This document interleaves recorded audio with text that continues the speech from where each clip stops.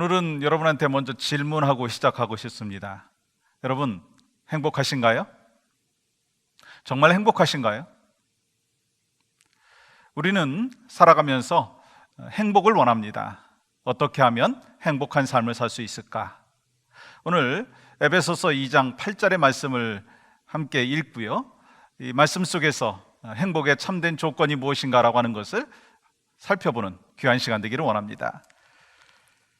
너희는 그 은혜에 의하여 믿음으로 말미암아 구원을 받았으니 이것은 너희에게서 난 것이 아니요 하나님의 선물이라. 아멘. 많은 사람들은요, 행복하기 위해서는 돈이 많아야 된다, 좋은 집에서 살아야 된다, 또한 자녀들이 눈에 보이게 잘 되는 모습이 있어야 된다라고 이야기합니다. 그런데요, 정작 행복이라고 하는 것은요, 이러한 외적인 부분이 아니라 마음에서 나온다라고 하는 것을 우리는 잘 알고 있습니다. 그래서 서로 사랑하고 서로 용서하고 서로 감싸주고 서로 축복해 줄 때, 그때 우리에게 행복이 찾아온다라고 하는 것입니다. 그러므로 이 행복이라는 것을 이렇게 이야기를 할 수가 있을 것입니다. 행복이라고 하는 것은 어떤 물질이나 보여지는 것에 의해서 찾아오는 것이 아니라, 행복이라고 하는 것은 정서적인 것이고 감정적인 것이다 라고 하는 거예요. 이 행복에 대해서 많은 연구를 한 로즈 호가드라고 하는 사람이요, 행복을 위한 10가지 조건, 10계명을 이렇게 기록을 했어요. 첫 번째는요, 운동을 하라 라고 얘기했어요. 두 번째는 좋았던 일을 떠올려보라. 세 번째는 대화를 나누라. 네 번째는 식물을 가꾸어 보라. 다섯 번째는 TV 시청을 반으로 줄여라. 여섯 번째는 미소를 지으라. 일곱 번째, 친구에게 전화를 하라. 여덟 번째, 하루 한 번 유쾌하게 웃어라. 아홉 번째는 매일 자신에게 작은 선물을 하라. 마지막 열 번째는요, 매일 누군가에게 친절을 베풀라라고 하는 것입니다. 그런데요, 이것이 세상에서 이야기하는 행복의 10계명인데요, 성경에서 말하고 있는 이 행복의 조건이 무엇인가라고 하는 것입니다. 오늘 본문도 읽어봤지만 우리가 에베소서 말씀을 통해서, 아니 성경 전체를 통해서 행복이라고 하는 것은 이 외적인 것이 아니다, 또한 어떤 것을 함으로 인하여서 행복이 찾아오지 않는다라고 하는 것을 우리는 알고 있습니다. 여러분, 이 사도 바울을 한번 생각해 봤어요. 사도 바울은요, 어떤 외적인 것을 갖고 있지 못했어요. 여러분, 그는요, 집도 없었고 가정을 꾸리지도 못했습니다. 또한 재산도 지위도 병에도 별로 없었어요. 또한 건강하지도 못했습니다. 뿐만 아니라 그의 삶 가운데 많은 환난과 핍박이 있었습니다. 그런데 그는 행복한 자였어요. 그렇다면 이 사도 바울이 일생을 살면서 행복한 삶을 살 수 있었던 비결이 무엇이었느냐라고 하는 것입니다. 에베소서 2장 1절의 말씀은 이렇게 기록을 하고 있습니다. 그는 허물과 죄로 죽었던 나를 살리셨도다. 이 사도 바울의 신앙의 고백이거든요. 죄와 허물로 죽었던 나를 예수 그리스도께서 살려주셨다라고 하는 거예요. 여러분 어떻습니까? 죄와 허물로 죽을 수밖에 없었던 나를 살려주신 것이 아니라, 나는 이미 죄와 허물로 죽었습니다. 그런데 예수 그리스도께서 나를 위하여 십자가에 못 박혀 돌아가시고 나에게 구원의 길을 허락하여 주시고, 내가 예수 그리스도를 영접함으로 말미암아 구원받은 하나님의 사람이 되었다는 거예요. 그것을 아는 것이 행복의 바로 기초였고 시작이었다라고 하는 것을 이야기하고 있습니다. 여러분 어떻습니까? 여러분은 죄와 허물로 죽었던 여러분을 예수님께서 살려주신 것을 믿습니까? 아멘이시죠? 그것이 우리에게 있어서 행복의 가장 중요한 기초라고 하는 것입니다. 또한 여러분, 오늘 본문을 같이 읽었잖아요. 에베소서 2장 8절 말씀 다시 한번 읽어보겠습니다. 너희는 그 은혜에 의하여 믿음으로 말미암아 구원을 받았으니 이것은 너희에게서 난 것이 아니요 하나님의 선물이라. 은혜로 말미암아 구원을 선물로 받았다는 거예요. 여러분, 선물은요, 우리 하나님께서 여러분과 저에게 주신 프리, 공짜라고 하는 거예요. 그러나 예수 그리스도께서 그 대가를 치르셨습니다. 그래서 이것을 우리가 자랑할 수가 없다라고 하는 거예요.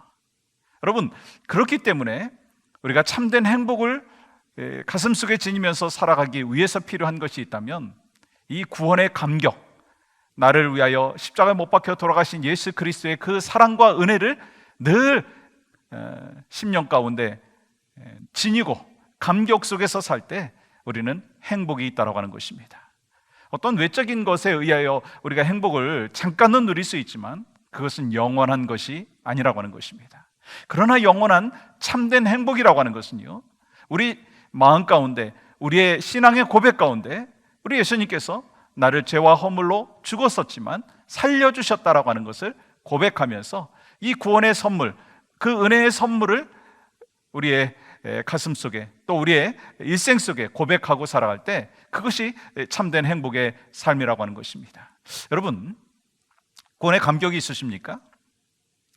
그것이 또한 하나님의 선물이라고 하는 것이 여러분 신앙의 고백으로 늘 하나님 앞에 올려드리고 있습니까? 그렇다면 그것이 행복이라고 하는 것입니다. 여러분, 구원의 감격이 있을 때 행복이 있는 것을 우리 이 사단도요 알고 있다는 거예요. 사단은요 한 가지 알고 있는 것이 있습니다. 이 구원을 빼앗을 수는 없어요. 사단이 구원을 빼앗을 수는 없어요. 그러나 사단은 알고 있습니다. 구원의 감격을 빼앗을 수 있다고 하는 거예요. 그래서 우리에게 있어서 항상 고백해야 되고 또한 빼앗기지 말아야 되는 것이 있다면 구원에 대한 감격입니다. 구원에 대한 감격 속에서 내가 살 뿐만 아니라 또한 구원의 감격을 전하고 나누는 그 삶을 살아갈 때 우리에게 있어서 참된 행복이 우리의 일생 가운데 늘 유지된다라고 하는 것입니다. 저는 소망하는 마음이 있습니다. 에브리데이 크리스찬으로 살아가는 여러분과 저에게 오늘도 기대하는 것이 있습니다. 이 코로나19로 인하여서 이 삶의 현실, 외적인 것은요 많이 잃어버리고 많이 고통당하고 있는 것을 볼 수가 있습니다. 그러나 오늘 빼앗기지 마십시오. 구원의 감격, 참된 행복, 그것은 하나님께서 여러분과 저에게 주신 것입니다.